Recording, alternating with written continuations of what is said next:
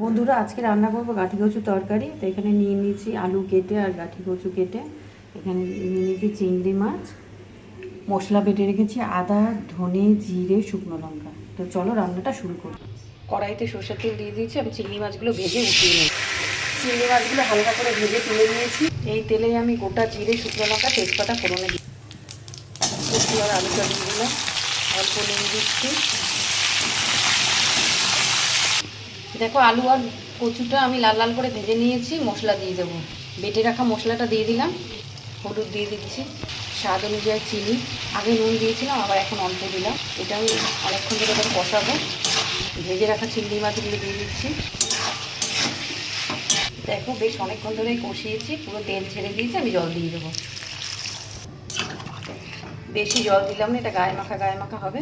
দেখো ঝোলটা অনেকটাই টেনে গেছে। গরম মশলার গুঁড়ো দিয়ে দিলাম, নামিয়ে নেবো। চিংড়ি মাছ দিয়ে গাঠি কচু আলু দিয়ে তরকারি নামিয়ে নিয়েছি।